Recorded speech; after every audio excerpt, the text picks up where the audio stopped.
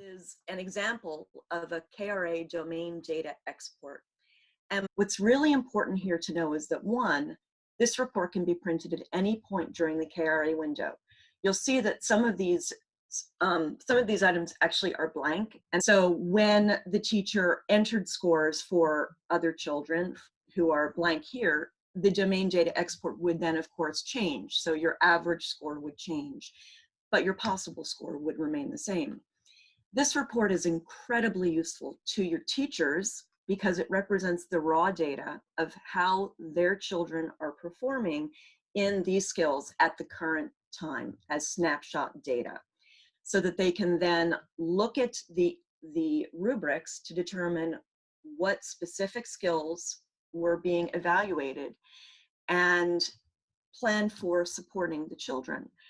This is also very useful to look at class trends and help in grouping the students. And also, for those of you who are participating in the Ohio improvement process, this is a report that can be used very intentionally by your curriculum coaches and you as administrators, supporting teachers in drilling down into the data during the 5-step process. There are questions that come up. For instance, what are the district's, the class's overall strengths and needs? Again, what are those class trends? What skills need to be focused? What are individual children's strengths and needs? And drilling down from that question, one might very well ask, is the child's performance on any given skill developmentally appropriate for their age? And if not, that's an opportunity to put up a red flag so that the child continues to be observed in those skills, just in case the child needs to be referred. It's very, very important to recognize that the domain data export is available in all domains covered by the KReady, the KRA, sorry, so that you can actually look at the whole child, including the social emotional growth of each child. So when you're looking at this report for the classroom, you can support your teachers in seeing this report as an opportunity to help them begin the process of planning and differentiating instruction, informing whether or not they will need to refer children for further assessment. What are the students' strengths and needs in each individual child? That also leads to the idea of peer scaffolding in their groupings, and identifying those special social emotional supports that some children may need. And we have to remember that 5-year-olds are just 5. So they will probably all need social emotional supports. And then we take it and that report can be used to inform our school-wide discussions. What are the strengths and needs of all kindergartners? Is there a trend in what all kindergartners are needing? We can identify what staffing resources need to be changed, what areas need to be focused on in pre-K. If your district has a preschool, are the preschool teachers part of the discussions about kindergarten readiness? You can also target professional development, working with your state support team to really go in and help teachers, especially if you're working through the Ohio improvement process in your teacher-based teams. And also, as I said, helping to inform the preschool teachers, and hopefully the preschool is being represented on your building leadership teams.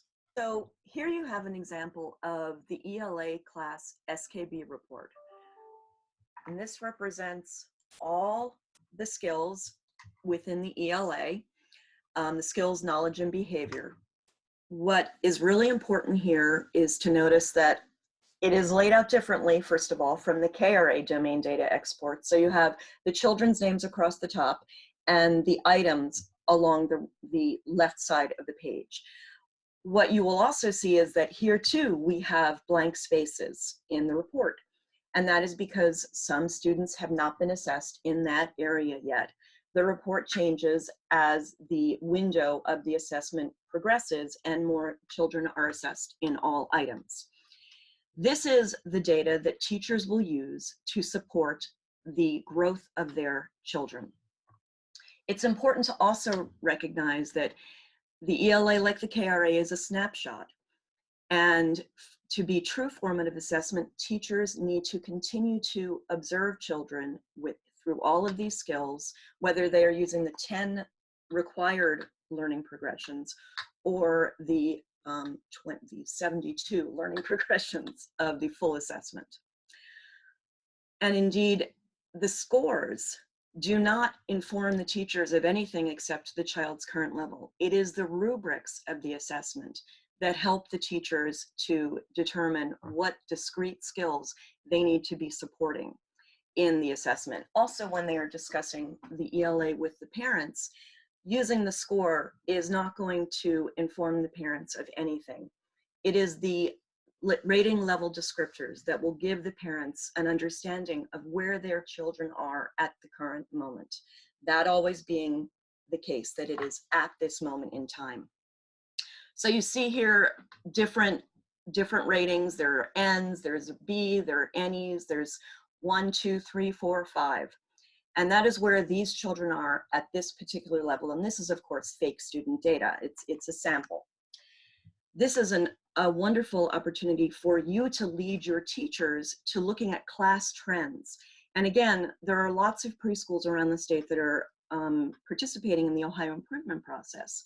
And this is a very useful report to take to your TBTs and intentionally lead your teachers in a discussion of student grouping, recognizing where the strengths of their students are and which students need help in specific areas, recognizing opportunities for peer scaffolding, and creating opportunities to really have intentional and authentic discussions of the data. And this is an example of one item that is assessed both in the ELA and the KRA, and it is object counting. And you see here scores that are across the rubric, and rating from one child who is performing at a level A all the way up to a child who is performing at a level 5. And you will see that, as I said, the score itself does not inform the teachers of what they need to focus on to support individual students. It is those rating level descriptors that are the key point. So the data, of course, always makes us question. So these are some sample questions, and of course there are many more that can be drilled down, but these are a snapshot, again, of the types of questions that you might discuss in a teacher-based team or in a staff meeting. What ages are the children that were performing at specific levels? The child that performed at a level 3, is that child the age appropriate for a level 3? What is the background of the children? Do the children who have scored at the lower levels, do they have IEPs? Are any of these children English language learners? Then, of course, teachers need to not only ask themselves questions about the children's performance, they also need to look at their classrooms and the environment that the children are learning in, making sure that there are enough engaging activities that supports the development of specific skills. And it's important to point out here that we're not talking about explicit instruction in skills. We're not talking about, to coin a phrase, drill and kill. We are talking about embedding activities within the classroom that support the development so that children happen upon activities and are able to grow their skills at their own rate. And so we also need to make sure that children's interests are being represented in the classroom, because as we all know, children will not engage with activities that they are not interested in. They're human beings after all. And then the environment. Does the environment need to be changed and to be made more intentionally supportive and embedding the activities that will support student growth?